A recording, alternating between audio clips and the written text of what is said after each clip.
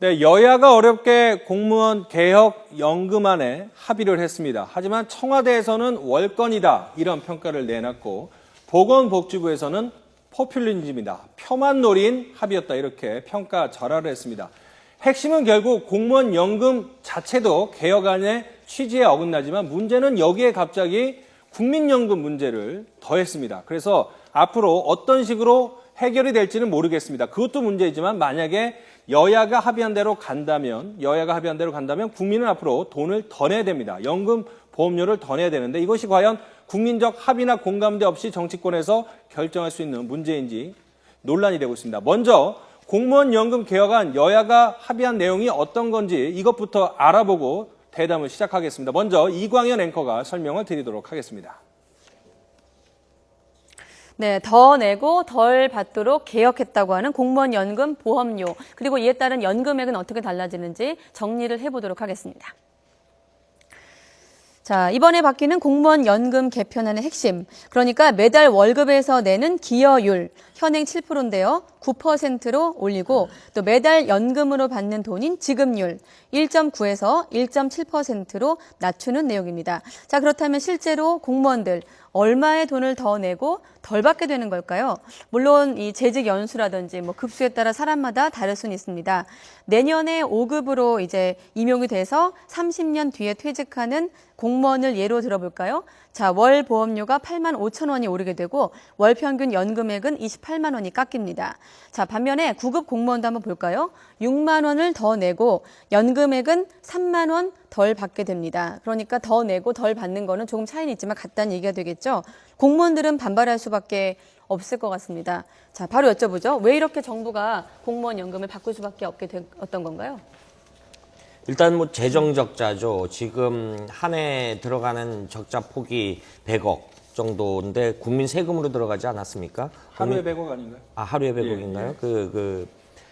이걸 국민 세금으로다 보니까 이런 식으로 가다가는 굉장히 눈덩이처럼 불어나고 이 미래 세대의 우리 후손들에 대한 부담을 덜어주기 위해서 이 공무원연금 개혁 필요성이 역대 정권에서는 언급이 됐었는데 시도해보니 이번이 처음이었거든요. 어쨌든 고생 끝에 나름대로 여야는 옥동자를 놨다라고 했는데 지금 본질은 이제 그 적자 보존 폭을 국민연금의 어떤 돈에서 일부 보존해주겠다. 당장은 아니지만 그런 안을 넣어놨기 때문에 이것이 전혀 엉뚱한 대로 불똥이 튄 거죠. 자, 이제 쉽게 정리를 하자면은 공무원들이 내는 연금에 비해서 받는 액수가 많기 때문에 국민 혈세로 적자를 보존을 해주고 있는데 지금 대통령도 강조했지만 하루에 80억에서 100억 원의 국민 혈세가 공무원 연금을 유지시켜주기 위해서 투자가 되기 때문에 그 부분을 줄이기 위해서 지금 개혁을 한 거 아닙니까? 그런데 개혁안 제대로 개혁한 것이냐 이런 비판들이 나오고 있습니다. 그 핵심은 뭐라고 생각하십니까? 그렇습니다. 사실 우리 개혁이라고 한 것은 죄송합니다. 네. 개혁의 목표가 있습니다. 개혁의 목표가 바로 무엇이냐?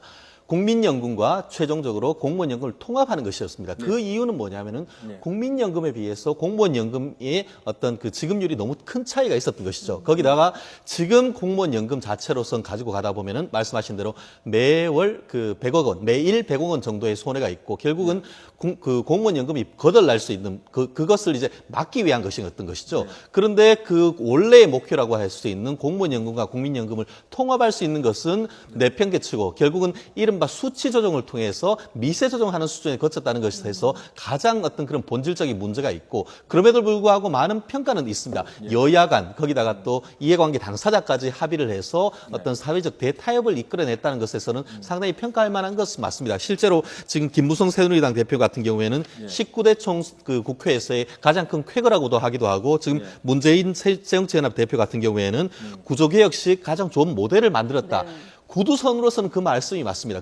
그렇지만 핵심을 가다가 갑자기 옆으로 빠진 느낌이 상당히 크다는 것이죠. 아시다시피 지금 공무원 오늘 그 신문 일면에 보면은 핵심이 지금 공무원연금인데 공무원연금에 대한 헤드라인은 어디로 가고 그렇죠. 왜 갑자기 생뚱맞게 국민연금이 나왔느냐 얘기를 드는 것이죠. 한마디로 어떤 이 특위에서 논의를 해야 될 권한 범위를 넘어서 보통 지난번에 2007년에 만들어가지고 지금 개혁을 진행 중인 이 국민연금을 공무원연금 특위에서 거쳤다는 점에서 여러 가지 문제가 있다는 점에서 지금 굉장히 큰 그 이슈가 최 떠오르고 있습니다. 변호사님한테 한 가지 더 여쭤보죠. 지금 여야 합의기구는 공무원연금 개혁특별위원회 아니겠습니까? 네네. 그러니까 공무원연금 개혁특위에서 국민연금까지 같이 다루는 거 이게 법적으로는 문제가 없는 건가요?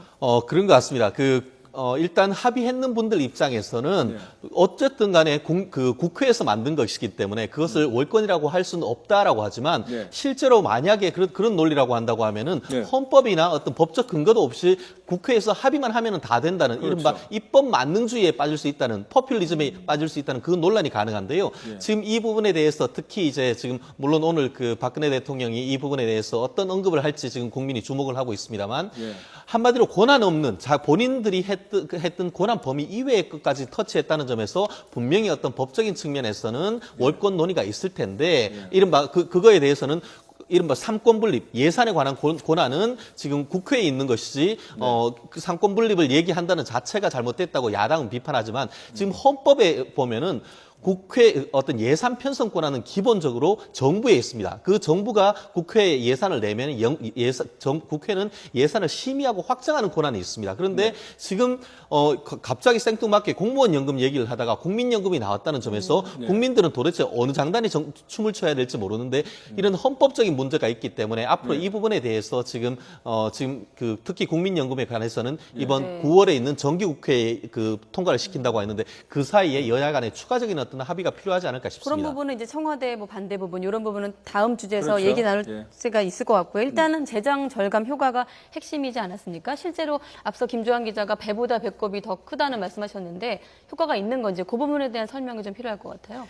일단 70년 동안 어제 인사혁신처에서 발표한 거 보면은 333조 원의 절감 효과가 있다. 이렇게만 언급을 했어요. 인사혁신처에서 주관 부서기 때문에. 그런데 오늘 언론을 보면은 그 기간 동안에 1,669조 원이 더 든다. 그래서 배보다 배꼽이다. 조삼모사다. 이런 표현을 쓴 언론들도 있었습니다. 결국은 이것이 우리 지금 당장 앞서 이광인 앵커가 그래픽으로도 설명을 했지만 지금 잠깐 30년 이상 근무했던 공무원들한테는 해당이 없겠지만은 이게 저희 70년 후나 50년 후의 일이거든요. 네. 두 가지 방안이 있겠죠. 당장 올린다. 이 국민연금 부분을 미래 거를 빼서 쓸 수 있지만은 그렇다고 보면은 국민연금 적립금이 한 470조 원 된다 그러거든요. 이런 부분도 없애야 되고 아니면은 세금을 더 올려야 되고 국민연금을 더 많이 걷어야 되거나 이런 두 가지 중에 하나를 선택을 해야 되는데 이런 폐단 때문에 언론의 질타를 많이 받는 것 같습니다. 특히 한 부분만 좀 지적을 해드리자면 야당안과 여당안이 있었고 그 사이에 이른바 절충안이 순천향대 김용하 교수님 안이 있었습니다. 네. 그 안 자체가 한마디로 공무원 연금을 적자를 보지 않고 그 자체로 균형을 만들 수 있는 안이었는데 지금 여야 합의로서 굉장히 여당 안에 의해서 후퇴함으로써 균형을 이루지 못하고 여전히 국민의 혈세가 추가적으로 계속 부담이 돼야 된다는 그 점이 어떤 그 개혁의 가장 핵심적인 어떤 그런 문제점이자 본질적인 하자가 아닌가 싶습니다. 그러니까 지금 뭐 정리를 하자면 이제 앞으로 70년 동안 333조 원의 국가 예산이 줄어든다고 하지만 그게 1년에 한 4조 7천억밖에 안 되는데 이 정도 갖고 예산 절감 효과가 있을까? 과연 우리나라 예산이 한 해 예산이 얼마인데 4조 7천억 원 줄인 것 같고 성공적인 대타협이라고 볼 수가 있을까요? 제일 그 문제가 가장 큰 것이죠. 모든 기금이나 이런 것들이 자체적으로 운영이 돼서 재정 수지가 균형을 이루어 가야 되는데 그게 안 되니까 지금 하루에 100억이란 거액이 돈이 들어가는데 네. 지금 이런 식으로 지금 된다, 개혁이 한다 하더라도 여전히 아까 말씀드린 기금의 균형을 이루기 위한 김용하 안에 비해서는 앞으로 향후 70년간 62조에 해당하는 거액의 돈이 추가적으로 좀 들어갈 수밖에 없는데 과연 이것이 개혁인가? 국민 눈에서는 한참 모자란다는 것이고 이거를 어떻게 눈가림하기 위해서 어떻게 보면은 이 333조에 해당하는 것 중에 한 20% 정도, 66조 내지 67조를 다시 국민연금 내지는 저소득층을 위한 것으로 투입한다는 식으로 해서 약간 국민을 이렇게 가리려고 한다는 것인데 네. 문제는 그것만 가지고 지금 소득 대체율 아까 말씀드린 현재 40%에서 50%로 올리려고 하면 턱없이 부족한 것이기 때문에 네. 어떻게 보면은 지나치게 그 공무원 노조 측의 어떤 입장을 많이 휘둘른 것이 아닌가 그런 비판이 지금 나오고 있는 실정입니다. 결국 공무원 연금을 개혁하려는 이유는 재정 절감을 위해서인데 과연 이번 합의안이 절감 효과가 극대화된 것인지 이 부분에 대해서는 분명한 논란이 있는 것 같습니다.